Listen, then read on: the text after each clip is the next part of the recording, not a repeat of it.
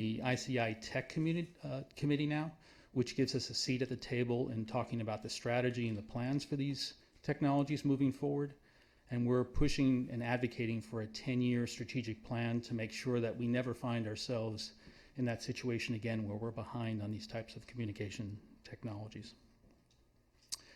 And then finally, it gives us the ability to join FirstNet, which is really a national interoperable network for communications. And that's something we're talking about right now, about possibly joining in on that, which would allow all public safety agencies throughout the country to be able to talk to each other and use similar radio systems. I'd like to call out the really excellent work of all the departments in this, police, fire, public works, as well as the outstanding work of Eric Euler, Adam Orland, Roy Pogue, and Christina Wu of ISD. They were really instrumental in making this happen. And I'd like to thank the council for your support of this project and our partners in Public Works, Police, and Fire as well. Thank you. Thank you very much for the presentation. Do you have any questions or comments? All right, not seeing any, we'll move on with our agenda. Thank you very much.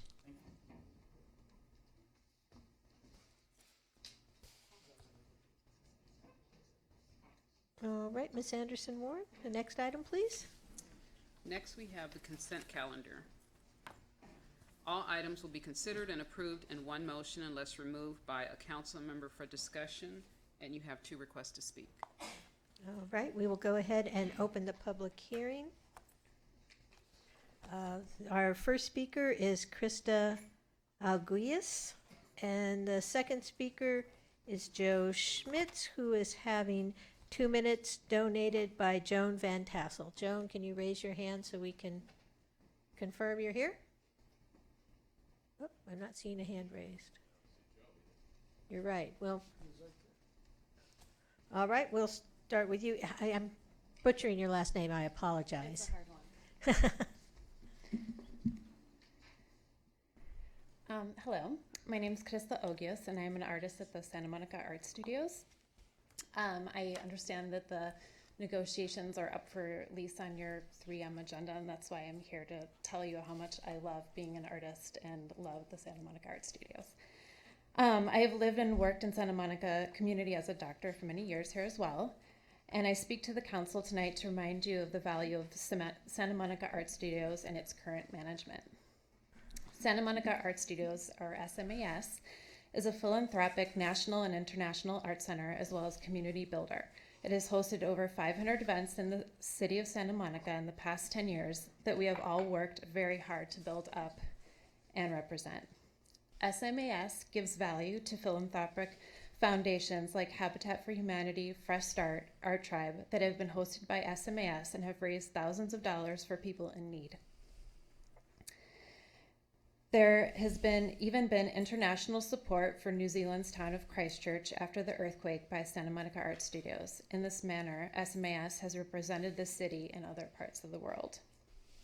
Personally, I've sponsored an organization, A Window Between Worlds, several times in my studio that helps children with domestic violence express themselves through art, as well as donating my art to various other foundations like the Chiari Project, generating money for neuroscience research and aid, not to mention other organizations and causes throughout the country. SMAS gives value to the city of Santa Monica and its curation of national and international shows from Los Angeles, New Zealand, Italy, Ireland, Finland, Poland, Japan, to name a few.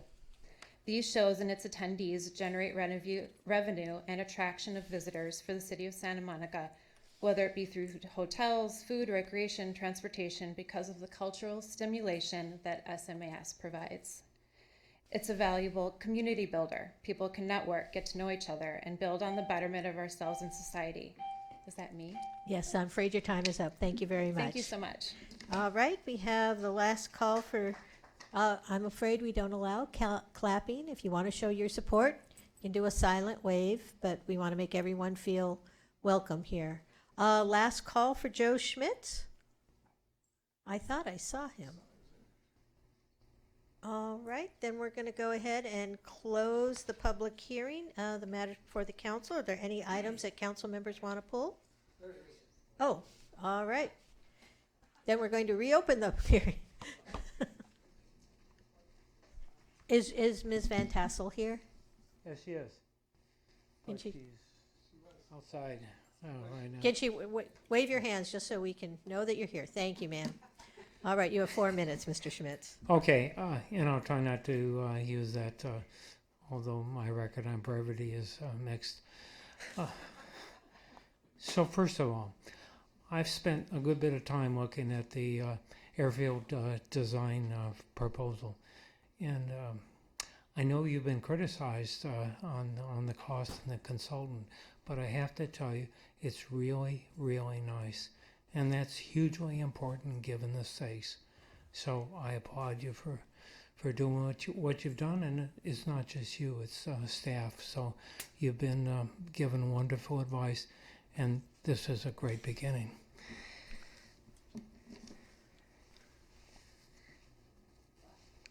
But the good news is we've got RSAs, runway safety areas. We've got RPZs, runway protection zones, and that's a savvy and fairly subtle increase. But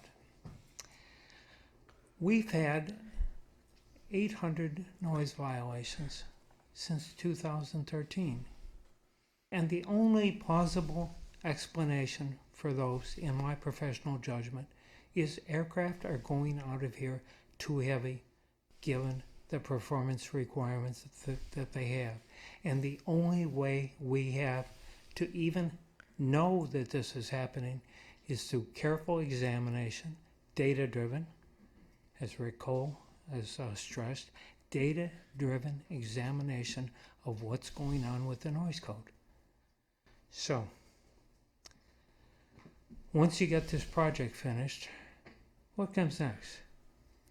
You've got the Kaufman report, and the first half of that is absolutely superb. That explains the dynamics of the different types of aircraft and the requirements that they need on 3,500 feet. But the last half of that is deeply flawed based on its assumptions. The traffic is not going to decline by 44%. And in fact, the only way that you can come close to 44% is if you remove the excess pavement. So if you don't do that, it's not going to happen. And most of the advantages that are touted because of the consent decree will not be realized. The next thing you can do is take a really careful look at the noise data as we go forward, because it will give you a way to evaluate aircraft operator compliance. So I implore you to think about what happens after we get this first part of the project done, and I congratulate you on the progress that you made. Thanks a lot. Thank you, Mr. Schmitz. I think we have a question for Councilmember Vasquez. Yes, sir. I know you're a pilot also, right? Yeah, I've got 2,500 hours in C-141s. They're 4 times as heavy as a Gulfstream 4, and I've landed them on high altitude hot fields under ground fire. So yeah, I know a little bit about this. Thank you. And so you're saying some of the aircraft was flying heavy, leaving out? Yeah, that's the only way I can explain some of these violations. We don't get the destinations, but I bought some commercial data that shows some of the violations are by aircraft that are at the absolute maximum extent of their range. So if they're going up fully fueled and with passengers, they're probably their listed takeoff exceeds the runway available. So in your opinion, if we were to move forward, which we've talked about, some kind of security measures up there, maybe not a full-blown TSA, but some kind of security, not only on the passengers, but also on the aircraft, that would hopefully identify that source, no? Well, it doesn't, because the only operational by court order, the only operational control we have is through noise code violation. So that's one issue. And the second, without knowing the actual loads, that is the fuel load and the passenger and cargo load, and without knowing the aircraft performance, we can't know. I'll give you a case in point. I've run the takeoff calculations for a Gulfstream 4. With 3,500 feet of runway, a Gulfstream 4 can take off at about 56,000 pounds, give or take. Now, it's a empty airplane is 43,000 pounds. The max takeoff is 76,000 pounds. They're limited to 60,000 pounds right now, but we have no way that happens. And the high number of noise violations by Gulfstream 4s suggests they're going out over 60,000 pounds. So at 35,000 pounds, maybe they'll be reduced, but there's ample reason for people to add some fuel and add some passengers, because that's what the person who drives the airplane wants. That's one reason when I retired I did not fly commercial, because my friends who did told me you were at the beck and call of the owner of the airplane, and I wasn't going to do that. Thank you. Thank you, Mr. Schmitz. All right, council, the consent calendar is before us. Are there any items that any council members would like to pull? I'll move the consent calendar. All right, moved by O'Day, seconded by McEwen. May we have a roll call vote? Councilmember O'Day, Yes. Councilmember Himmerich, Yes. Councilmember Vasquez, Yes. Councilmember McCune, Yes. Mayor Pro Tem Davis. Yes. And the consent calendar and all the various items passed unanimously.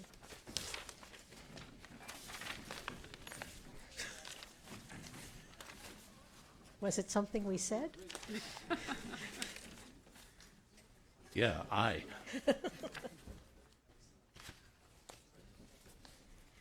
All right. Ms. Anderson Warren, if you'll call the next item, Sure. please. In case anyone happened to see an early version of the agenda that had item 6A, the appeal 14 APP 008, that was withdrawn at the request of the applicant, so we're moving into the 7 items. So we have the second reading and adoption of an ordinance amending Santa Monica Municipal Code sections 1.09, 1.09.090, 6.16.030, 8.08.040, and 10.04.04.040 related to the conduct of administrative hearings. Move adoption. I just want to confirm, we didn't get any chits in, did we, Ms. Anderson Warren? No, this is the The second reading, okay, that's fine, sorry. All right, moved by McEwen, seconded by Vasquez. I'd like to just pull out the zoning code update that includes the minimum. I'm sorry, this is Yeah, I This don't is not- think this that's is not this the is That's not not- this one. Okay, I'm sorry, Yeah. I'm ahead of myself. We're Right, good. This is the administrative code right, hearings update.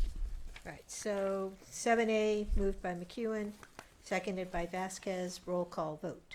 Councilmember McCune, Yes. Councilmember Vasquez, Yes. Councilmember Himmerich, Yes.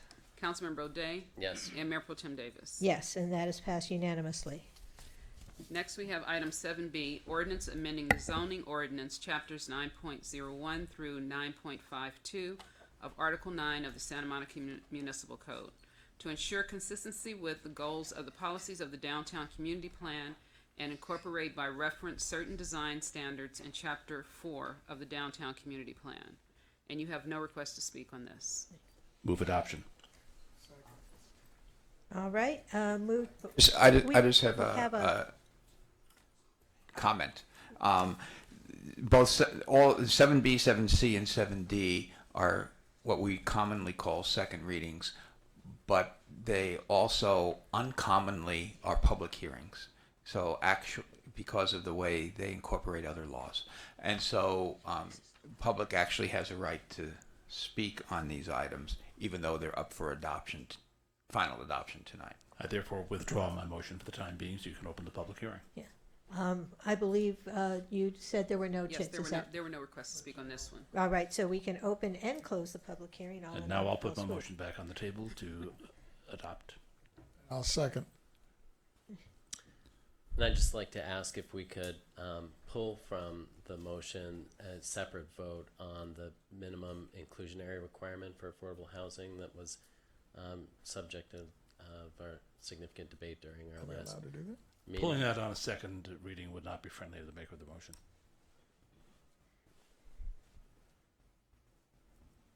Then could we offer a substitute motion for that? I would think that's up to the mayor. You can certainly do that. Anybody want to second it? I will, is your motion to remove the, To remove the minimum inclusionary requirement and have a separate vote on that following this one. I'll second that. Any discussion on the substitute motion? All right, can we have a vote on the substitute motion, Ms. Anderson-Warren? Sure. Councilmember O'Day, Yes? Councilmember Himmerich, No. Councilmember Vasquez, No. Councilmember McKeown, No. Mayor Pro Tem Davis. Yes, that fails 3-2. So now we can go back to the main motion. Yes. Yes. Okay. Councilmember McKeown, Yes. Councilmember Vasquez. Yes. Councilmember Himmerich. Yes. Councilmember O'Day, No. and Mayor Pro Tem Davis. No. Councilmember O'Day, did you want to explain your no vote? I just want to reflect that that I very much support building to the maximum possible inclusionary affordable housing, but all of the testimony that I heard in subsequent discussion in the community suggests that we will have serious issues getting to actually build any housing under this plan as a result of that and other requirements imposed in this code. And I hope I'm wrong. I hope I'm proven wrong very quickly. But I don't want to, but my no vote reflects the opinion that I formed as a result of that testimony. And I just want to say that I agree with everything Councilmember O'Day said. 99.9% of what was in the motion I thoroughly agree with, the implementing zoning ordinance having to do with the downtown community plan. But for me, the issue of inclusionary housing was significant enough to cast a no vote. I guess I should announce that the motion passed 3-2. Councilmember McEwen, you're in No, the it queue. doesn't. No, You need four You need votes four to votes, pass right. an ordinance. right, So- that's correct.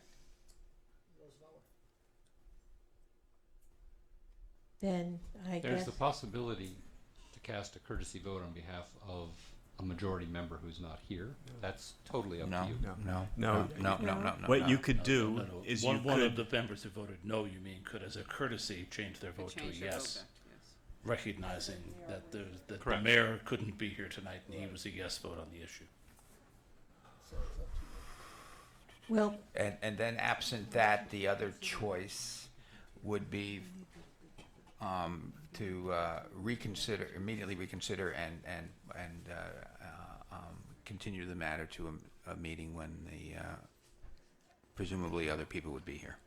well, what I'm going to do as Mayor Pro Tem this evening is I will change my vote to yes as a recognition that I believe Mayor Winter, if he were here, would have voted yes.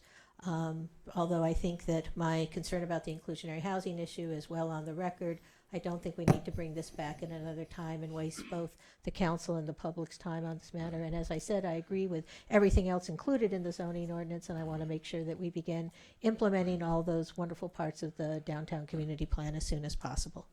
And Mayor Pro Tem, to acknowledge your courtesy, I'd like to offer the courtesy that the council move that your comments on why you originally voted no be allowed to remain on the record so that in perpetuity people can tell what your thinking was. I appreciate that. So do we need to revote?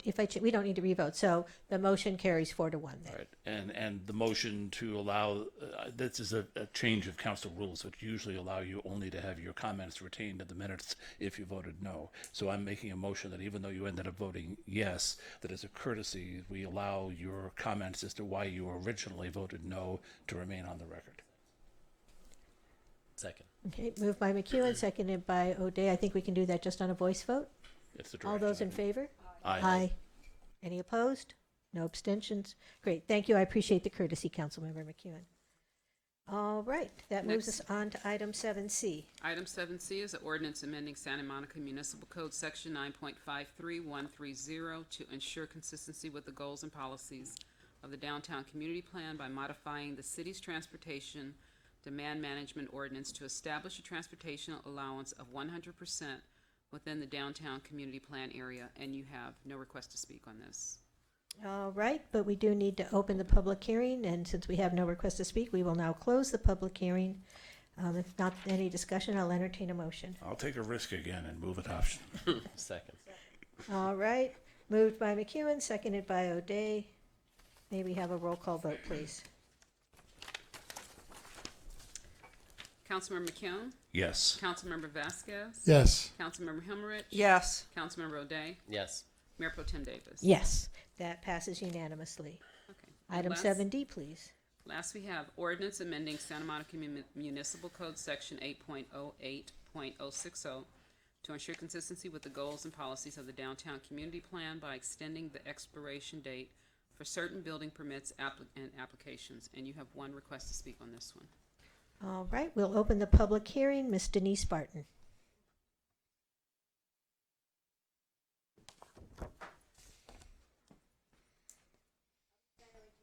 Oops, I'm sorry, that's my bad. On this item, I do understand your rationalization for allowing historical building owners for additional time because of construction costs. And also, my item was actually on 7C, so just a little bit on that. Regarding the city's transportation demand plan, sure, you bring a few more people here on the train, but bus ridership is down, so I'm almost sure that public transportation numbers on a daily basis equal out more or less with the train. And I would expect your bus ridership numbers are also down because the Big Blue Bus is now focused on the Expo line, not residents. Resident taxpayers funds are used for the operation of the Big Blue Bus, right? If so, why is the bus service not more convenient for the residents? Then you proclaim you're for affordable housing, yet you continue to make transportation hard to get to by distance for services and the disabled, for seniors and the disabled, yet you go making yourselves as champions for these people, which from what I have experienced is, as a disabled person, is untrue, including in providing easily accessible places to catch the bus for residents. And how has your transportation demand management plan worked out so far? Not very well, from what I can see. Although the negative consequences to the uncontrollable traffic you've created downtown can just be ignored by saying we have a plan to mitigate the negative impacts, but I haven't seen that happen with your present transportation demand management plan. And then some of the problems that you could have with having 100% transportation would be that some businesses can't get employees, businesses leave, and, I truly wish you would have come up with a realistic TDM plan instead of continuing with one that doesn't work. Thank you. Thank you, Ms. Barton. That closes the public hearing. The matter is up for discussion, if any. Otherwise, I'll entertain a motion. I move 70. Second. All right, moved by Councilmember Himmelrich, seconded by Councilmember O'Day. Seeing no one in the queue, we'll have a roll call vote. Councilmember O'Day? Yes. Councilmember Himmerich? Yes. Councilmember Vasquez? Yes. Councilmember McKeown? Yes. And Mayor Pro Tem Davis? Yes, that passes unanimously. Next, we have item 8A, which is at the request of staff being heard with 9A. And Susan, if you could hold on a second. Sure. This is going to be this is also going to be a joint special meeting with the Public Financing Authority. So I need to do a roll call for that. All right, can I just confirm, does anyone have any objection to combining the two items? All right, then we'll go ahead and do the roll call. Okay. Authority Member McKeown? Here. Authority Member Vasquez? Present. Authority Member Himmelrich? Here. Authority Member O'Day? Present. And Chair Pro Tem Davis? Here. Okay, and let me read the titles real quickly. So item 8A is the City Services Building, guaranteed maximum price for construction services and award for construction management services. And 9A is the public hearing and issuance of lease revenue bond series 2017. And you have 3 requests to speak. All right. We'll begin the staff report then. Thank you very much. Good evening. We're here tonight seeking direction to move into the final phase of the City Services Building project. We're requesting authority to amend the design build contract for Hathaway Dinwiddie and award construction management services to GKK Works. Oops. So this chart was in the staff report. It shows what bond funds will pay for. Gigi, of course, will provide more detail, but in general, as green bonds, they will cover the entire cost of the City Services Building project, reimbursing the general fund money that has already been expended, and that's what the asterisks denote on the chart. The chart tracks funds allocated to the project by purpose, under the description, and by council date. This chart is to provide further clarity on the numbers.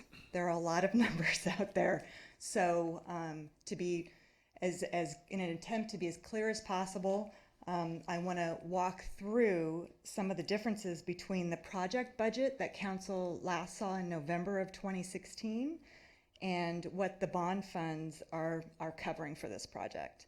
So this is going further into staff work than we typically present, but in this case, I think further explanations warranted, and there are just too many numbers to keep track of. So I'll walk you through quickly what's on this chart. The first row that indicates bonding, which is up for council consideration tonight, is $76.76 million.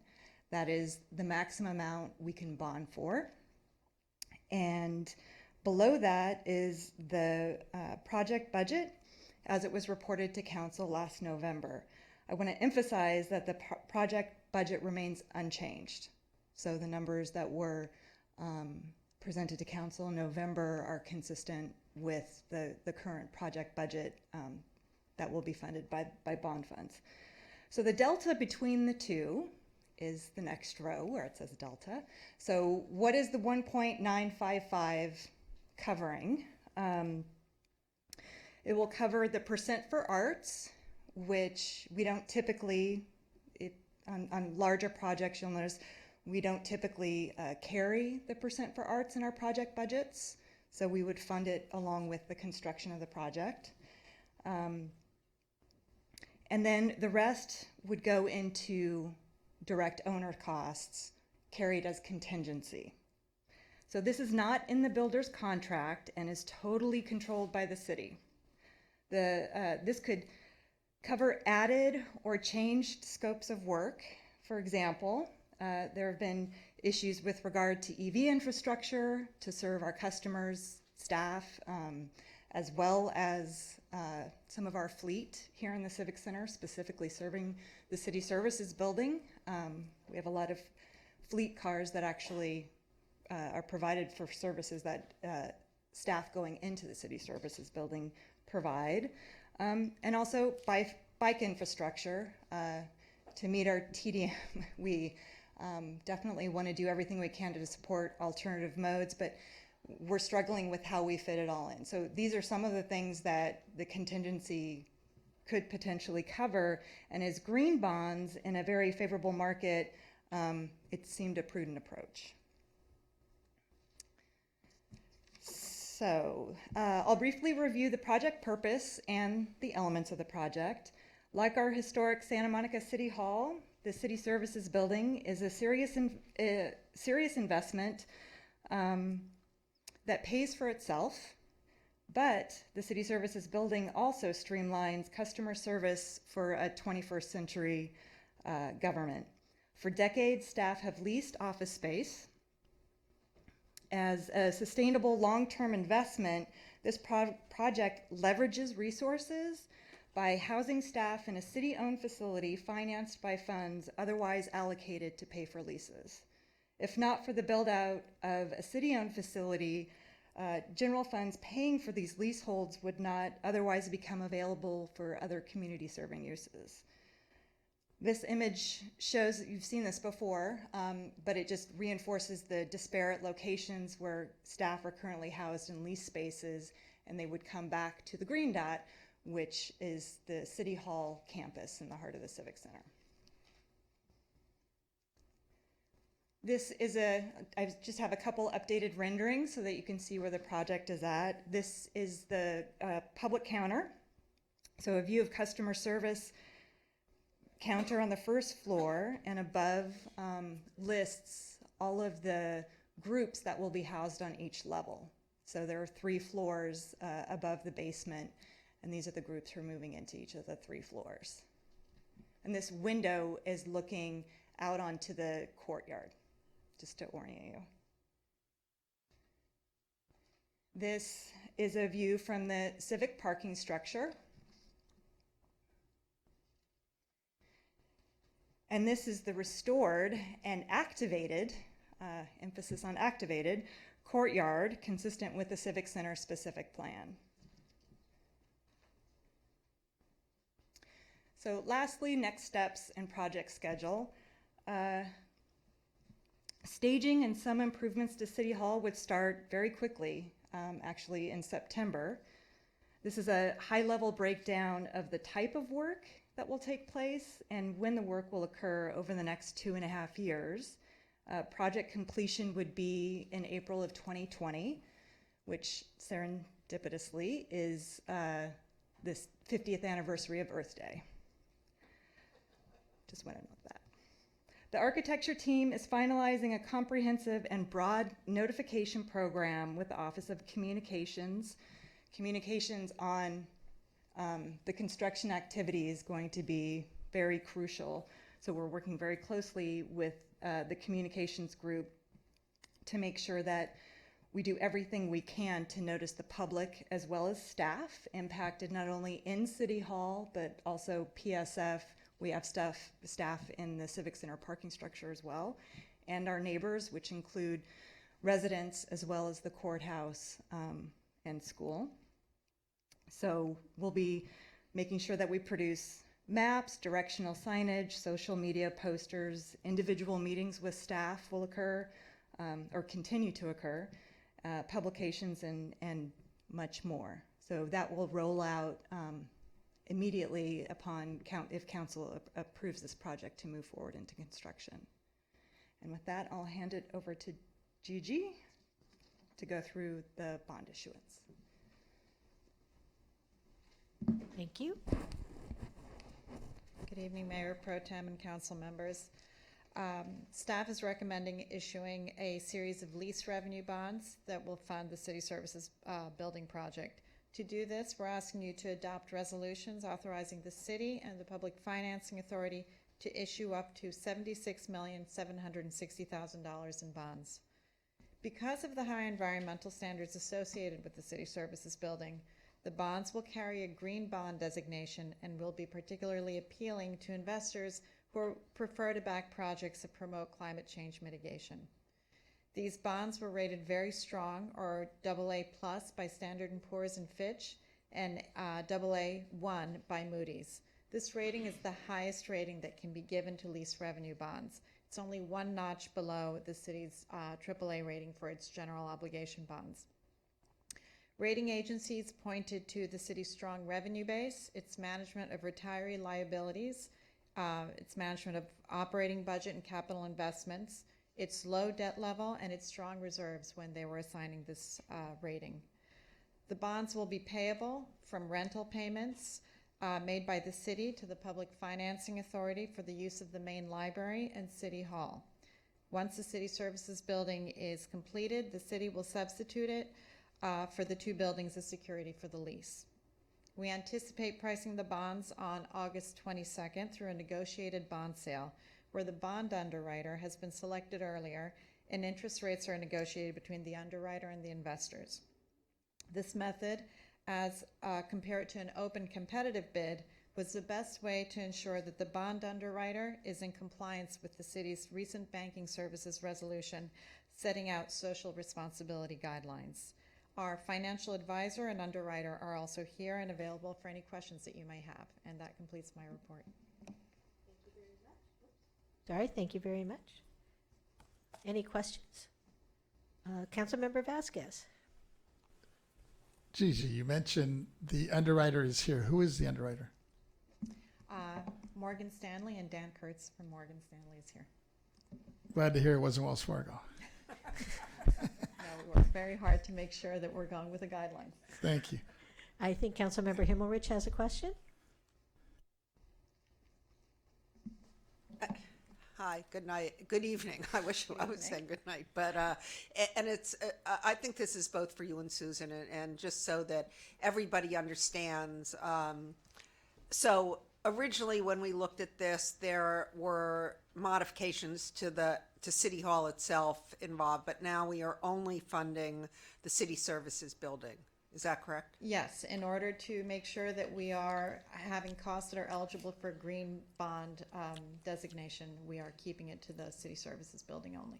And I keep bringing this up, and I made a joke in an email to all of you today that this is starting to feel like the Money Pit, you know, that movie. But really what I want to talk about is how we can make sure that we stay within our budget now. So as the guaranteed maximum price, unless we change scope or we add scope, we wouldn't be modifying the contract. And if we did that, we would have to come back to council and get approval for the contract modification to add the scope and the additional funds.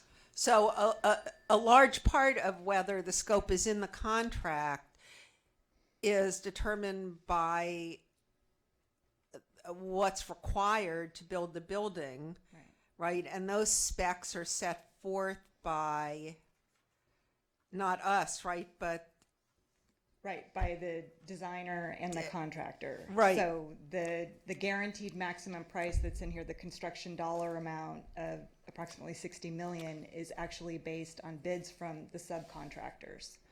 But it's Dinwiddie and Hathaway Dinwiddie. It is, or the people who spec the job, right? They're the general contractor. Yeah, and the design team.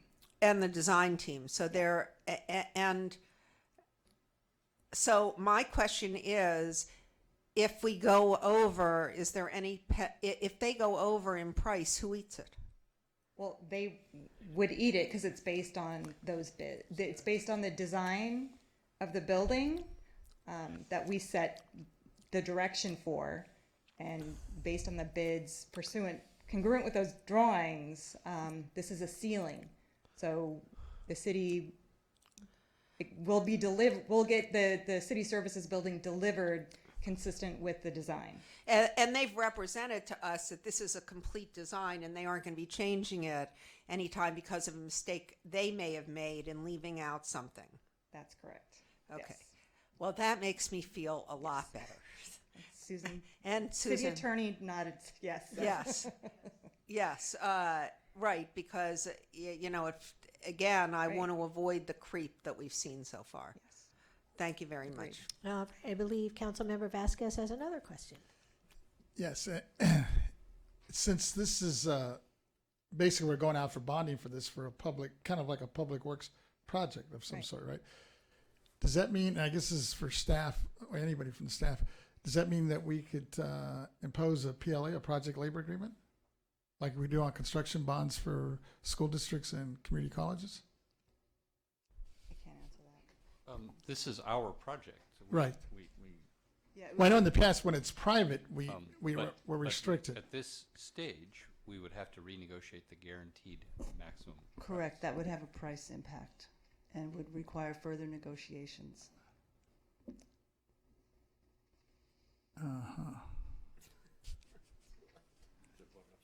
Yeah. All right. All right. I'll go ahead then and open the public hearing. Looks like we have 3 speakers.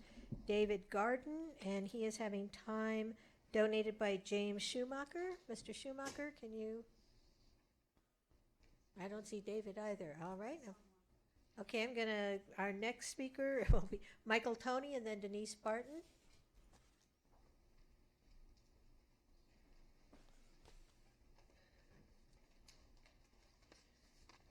Michael Toney.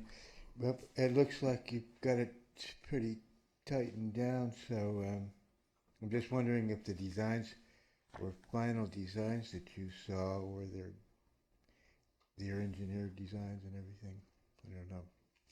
All right, thank you, Mr. Tony. Ms. Barton? Good evening. I still have many questions regarding the issuance of lease revenue bonds, as I did with the new fire station. In my opinion, lease revenue means receiving revenues for leasing to pay off the bond.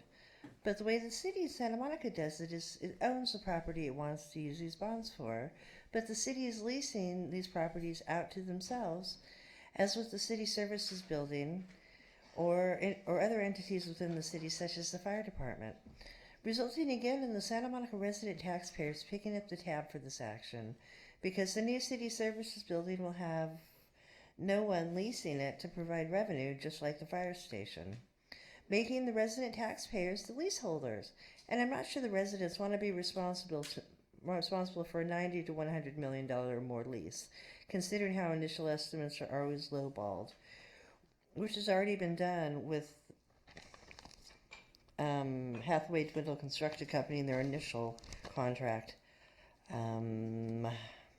And considering you roll over present bonds instead of paying them off, what does that say about your financial practices or responsibility? And isn't the cost for leasing the housing authority lease come from the HUD budget for that particular office? Just a question due to the initial presentation. And contract modifications are consent calendar items. And didn't you just take the library back as being used as security? And now you want to use it again with City Hall too? Thank you. Thank you, Ms. Barton. One last call for Mr. Garden. All right, I guess he's not here. So we're going to go ahead and close the public session. The matter is currently before the council. Councilmember McEwen? For us to do this, it appears there are a number of actions spread across 2 agenda items. So could the Mayor Pro Tem perhaps illuminate to the rest of the council what actions we have to take and how many votes we're going to have to take to do this? Well, it looks like we're going to take a number of votes. I count 5, and I don't know if any of them can be combined, so unless the city attorney's office advises me otherwise. I see 5 on the first item. Right, and then there are, And then well, then there are, an item for both the council and the Public Financing Authority on the second. right. I had a question. This, actually, we were looking at the 8 item, all of the recommendations that they could be voted on at once. I will move that we adopt the recommended actions 1 through 5 on item 8A as the City Council. All right. Do we have a second?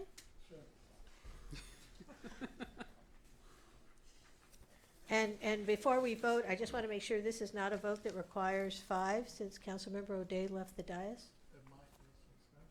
Is it money? Do we need 5? Can we vamp until Councilmember O'Day comes back? You can. Jazz on the Lawn, Sundays in yeah. Gundara Park. And come out for a fun time for all. I think there are a couple of Twilight concert series events Coming up. That's right. That's right. We have I a was couple down more. there Thursday. It was quite nice. Fantastic. Great. Take a grant?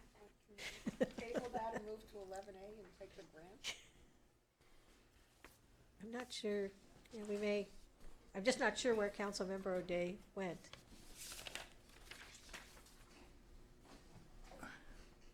Is that someone going to look for Councilmember O'Day? Thank you. I'm going to move we table the vote on 8A and move on to item 11A, which only requires 4 votes. Because we're getting money, not, can we Well, do that? By the time we do Why don't that, we I give think them Councilmember O'Day will be back, so. Right. Okay. Let's see. We apologize for any dead air on KCRW. Are we on KCRW tonight? Oh. Oh, Is maybe- it 8:30? I think it's 8:30, right? I thought it Yeah, was we just came on at 8 o'clock. That's right. That's Well, right. hi, folks. So welcome everyone out there in our listening audience. We are in the parlance stretching to kill time. So that But you did mention the Jazz on the Lawns. I think the last one, the 27th on Sunday, is what is it? Jazz? I think it's Latin No, I jazz. think there's 2 or 3 more. Is that what it is? Yeah.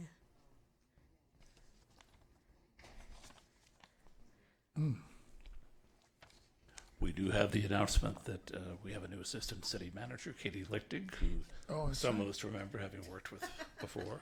That's right. And now, it's somewhat chagrined, Councilmember Here he O'Day is is. returning to the room. That's right. Councilmember O'Day has returned. So we can return to the motion. The vote. The We have a by- motion on the floor for all 5 of the recommended actions in agenda item 8A. Right. And just to refresh everyone's recollection, after that inept vamping, moved by McEwen and seconded by Vasquez. Okay. Councilmember Kim? Yes. Councilmember Vasquez? Yes. Councilmember Himmelrich? Yes. Councilmember O'Day? Yes, And Mayor Pro Tem Davis? Yes, that passes 5-0 unanimously. after my Hillary Clinton moment, thank you. All right, and then on item 9A, it looks here like we have 2 motions. One for a motion for the city council to hold a public hearing and receive public comment to adopt the attached resolution authorizing issuance of Series 2017 bonds and approve the related documents required for the issuance of lease revenue bonds, Series 2017. I move the recommended city council action. Second? All right. Moved by McEwen, seconded by O'Day. Seeing no one in the queue to speak, can we have a roll call vote, please? Councilmember Kim? Yes. Councilmember Vasquez? Yes. Councilmember Himmelrich? Yes. Councilmember O'Day? Yes. Mayor Pro Tem Davis? Yes, that passes unanimously. And I move the recommended public financing authority action. All right. Second? Moved by McEwen, seconded by O'Day. No further discussion. May we have a roll call vote, please? Authority Member O'Day? Yes. Authority Member Himmelrich? Yes. Authority Member Vasquez? Yes. Authority Member McCune? Yes. And Chair Pro Tem Davis? Yes, and that also passes unanimously of the Public Financing Authority. And at that point, I'll adjourn the special joint meeting Now we'll reconvene. and I guess reconvene where we're just the plain old city council. And once again, we've cleared the room.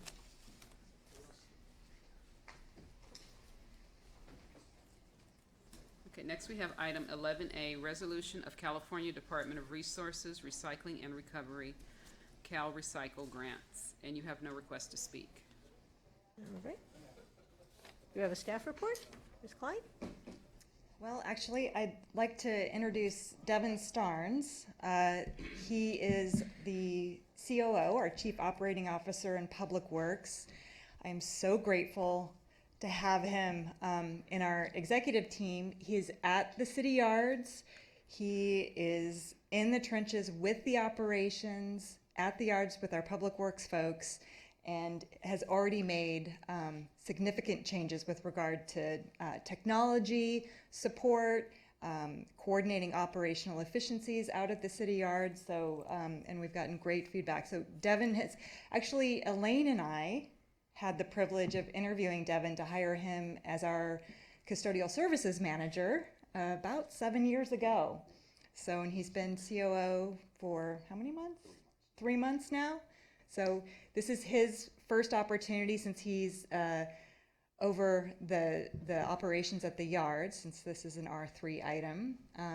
He wanted to come forward and present this item to you tonight. So Thank you. Well, welcome, Devin Mr. Starnes. Thank you, Susan. We're happy Good to have evening. you.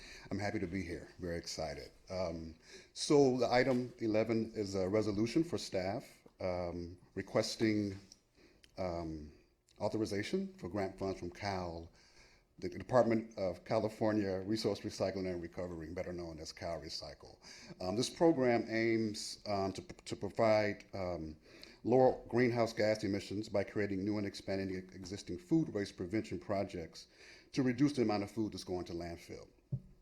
The grant funding will facilitate collaboration between local businesses, nonprofits, residents, to, like I mentioned, to reduce landfill organics, and by developing food recovery and a donation program. The city would also use the fund to host an interesting food forum that would bring together stakeholders from restaurants, businesses, nonprofits around Santa Monica to discuss food waste prevention and donations. It'll also raise awareness in the community for local constituents and build a better coordinated network. And so that's it in a nutshell. If there's any questions, I'll be happy to answer. All right, looks like Councilmember Himmelrich has a question. I think this will be really easy for you. So how much is the grant? Well, we're going to request 100,000. And I just want to say, I think this is a great idea. I have two brothers who own restaurants who do this where they are, and brilliant to do it. Thanks a lot. Thank you. All right, thank you very much, Mr. Starks. And Good nice to meet you. All right. My pleasure. All right, we have no requests to speak, so we will open and simultaneously close the public hearing. I move 11A. All right, moved by Councilmember Himmelrich, seconded by Councilmember O'Day. May we have a roll call vote, Ms. Anderson Warren? Councilmember McKeown? Yes. Councilmember Vasquez? Yes. Councilmember Himmelrich? Yes. Councilmember O'Day? Yes. Mayor Pro Tem Davis? Yes, that passes unanimously. His first unanimous motion. Next, we have item 13A, which Oh, recommend. can I interrupt for a second? Because it says here that we need do we need a separate motion to authorize the city manager to execute, or is that part of the original motion? That's part of the. Okay, I just wanted to part of double the check, because it's broken down in two items on the mayor's agenda. Didn't want to miss it. All right, I'm sorry I interrupted you. That's okay. 13A is recommendation to accept William Selby's resignation from the Task Force on the Environment and authorize the city clerk to publish the vacancy. And you have no request to speak. Well, council, as you know, I served as the council's liaison to the Task Force on the Environment for about 10 years. And I cannot overstate the importance of William Selby's contributions in that field over that time and since then. So I will move that we accept the resignation with great regret and publish the vacancy. All right. I believe we can do that by a voice vote. All in favor? Aye. Any Was there a opposed or abstentions? Was there a second? Oh, I'm sorry. I Second. thought I heard a second. Okay. All right. Well, it was moved by McEwen, seconded by O'Day, Thank you. and we all voted yes. Thank you. All right. 13B is Mayor Winter, Mayor Pro Tem Davis, and Councilmember McCune request that the council direct staff to explore tools to encourage housing production on the commercial boulevards and the Bergamot area and disincentivize 100% commercial projects in the same districts. And you have no request to speak. All right. Councilmember McEwen, would you like to kick this off? Well, sure, and I don't want people to be confused that we are reversing direction or going in directions we decided not to go. We've already taken two actions having to do with the issues addressed here. One is that we made a decision on what was the appropriate zoning on our commercial boulevards, which is different in different parts of town.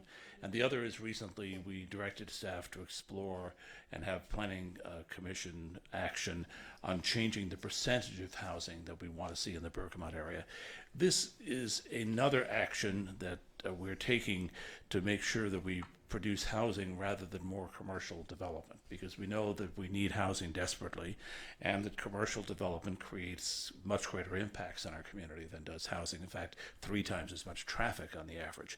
So what we're asking here is that staff explore tools we can use to make sure that where development is going to happen, that we try as much as we can to tip it toward housing as opposed to commercial, so that rather than maybe getting a two-story commercial office building on a site, we will get housing with retail on the ground floor, which is much more in keeping with the loose, with what we've adopted as our zoning code and what our intent has been in trying to improve the housing situation here in Santa Monica. So this is a pro-housing move.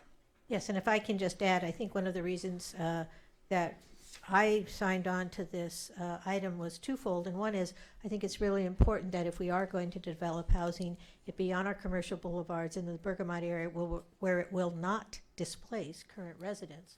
And the second thing is I think that we now have some experience with the loose and what has worked and what hasn't, and I'm hoping that staff will be able to come up with primarily a series of carrots, if you will, to encourage people to build housing on the boulevards, which will make our streets much more pedestrian-friendly, cycling-friendly, and friendly to all the nearby residents. I'll just comment that I happen to have reason to drive down Wilshire Boulevard at 9 p.m. on Saturday from Lincoln to 26th Street, and I think I saw a total of 1 person on the sidewalk.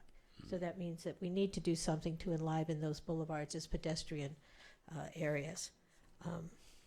So we have no request to speak on this item, so. I'll move the direction. Second. Moved by McEwen, seconded by Davis. Can we just do a voice vote? All in favor? Aye. Aye. Any opposed? Abstentions? Great. That carries. Next, we have 13C, request of Councilmember McKeown that the council encourage staff to reevaluate traditional public information media retention practices, particularly for archives of public meetings and hearings, in light of evolving technology capabilities and transparency policies. And you have no request to speak. All right. Once again, Councilmember McEwen. A couple of weeks ago, we adopted or renewed our retention policy for public records, which include all sorts of things, applications for things, but they also include the records of our public meetings here in the city.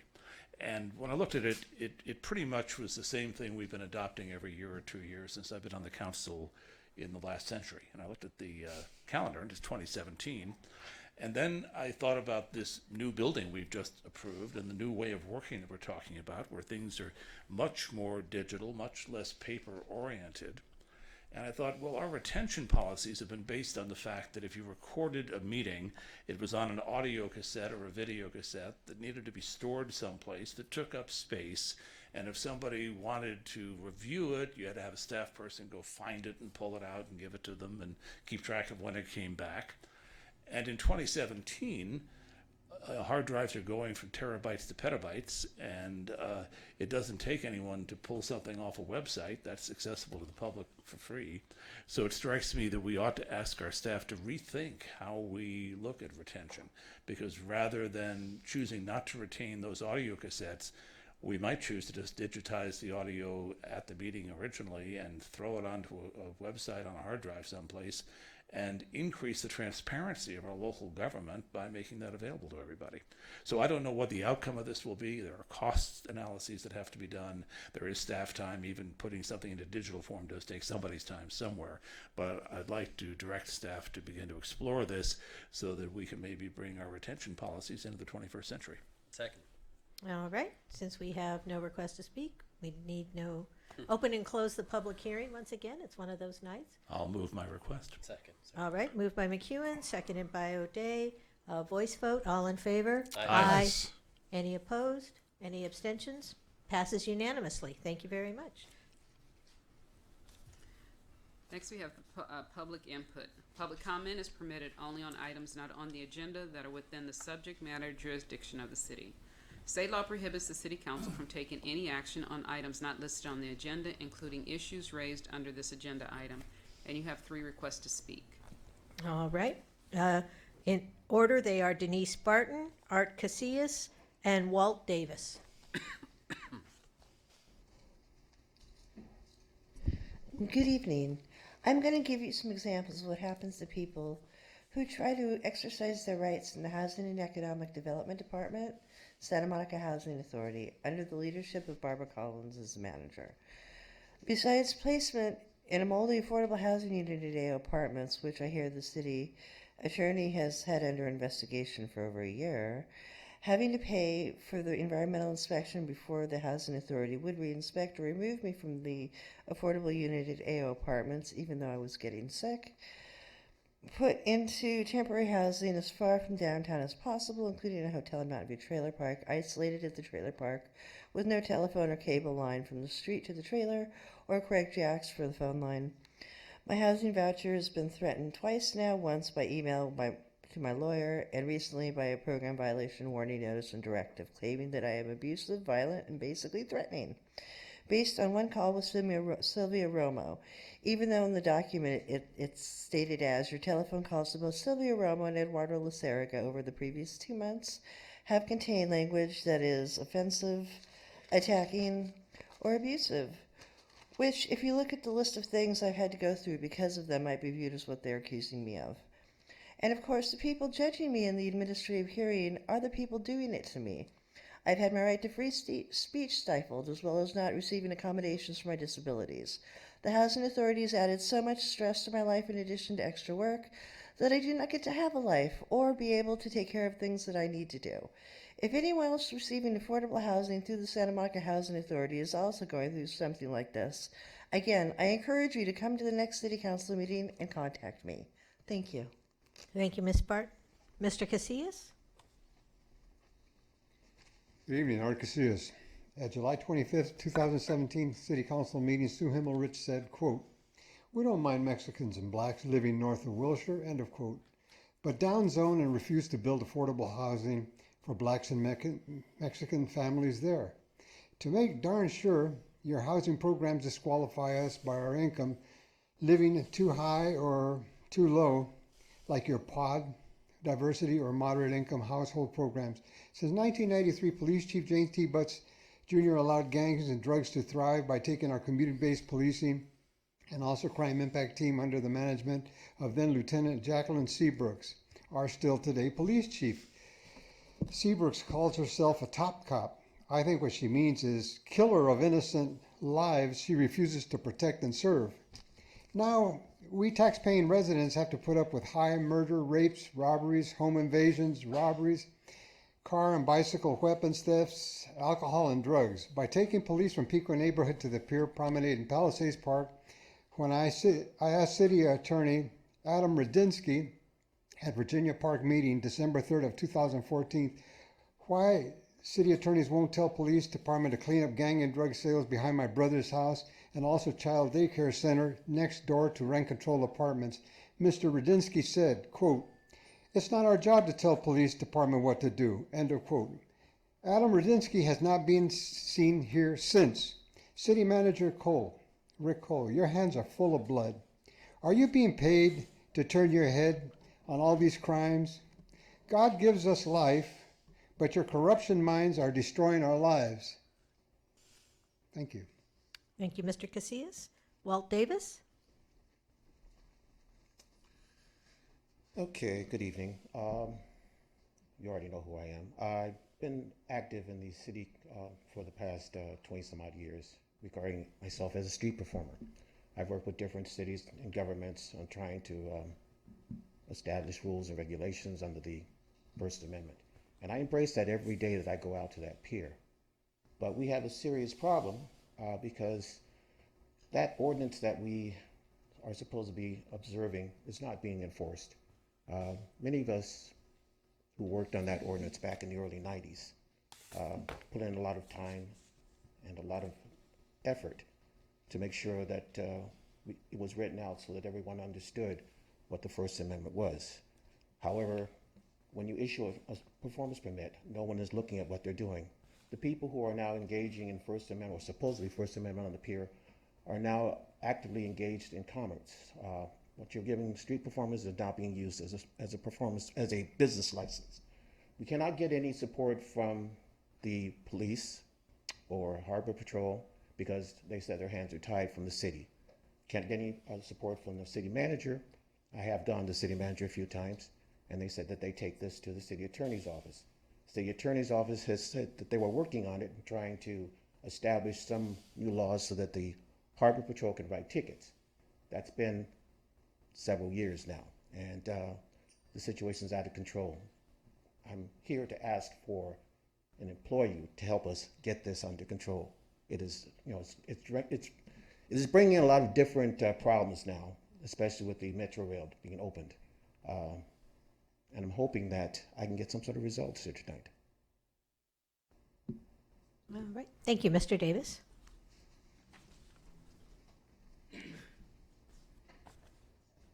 Mayor, you might clarify, since Mr. Davis seemed to have an expectation of a response, that on public comment items, we are by law not allowed to take any action.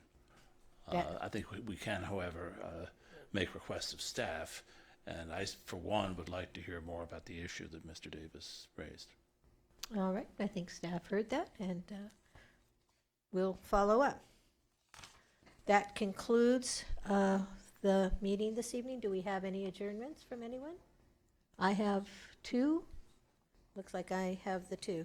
So first of all, we would like to adjourn in memory of Joanne De Jesus. It's with great sadness that we adjourn this council meeting in memory of Joanne De Jesus, a community services program coordinator who worked for 13 years in our after-school programs. First with Crest and then with Virginia Avenue Park. Joanne enjoyed working with youth groups from elementary school age to college age to teen moms. She had a passion for children and youth and developed wonderful relationships with parents and her children. She loved the community and they loved her.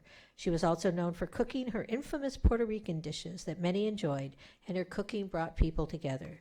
To the community and her coworkers, she affectionately was referred to as Ma. After a long battle with cancer, she's now at rest. Not only does she leave an imprint in our hearts, but she leaves behind her 2 children and 7 grandchildren. She will be dearly missed by the youth in our community and her city colleagues whose lives she touched. Speaking on behalf of the entire community and the council, we convey to Joanne's family our deepest condolences.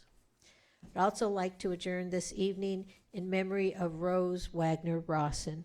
It's with great sadness that we adjourn in memory of Rose Wagner Rawson. She was born in Spring Grove, Illinois, and lived most of her adult life in Iowa and Minnesota. But she spent her last 9 years in Santa Monica, where her daughter, Kathleen Rawson, is the CEO of Downtown Santa Monica, Inc. Rose loved the Santa Monica community and quickly adopted it as her hometown.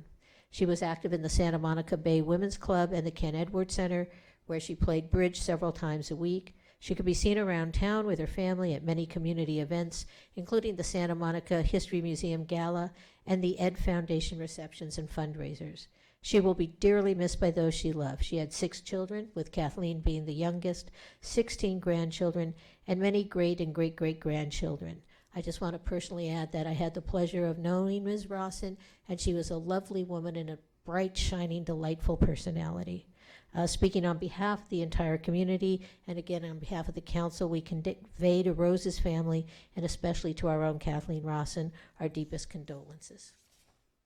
And with that, we will adjourn. We are not having a second meeting in August, so I believe we will reconvene on September 8th. Thank you very much, and have a wonderful month.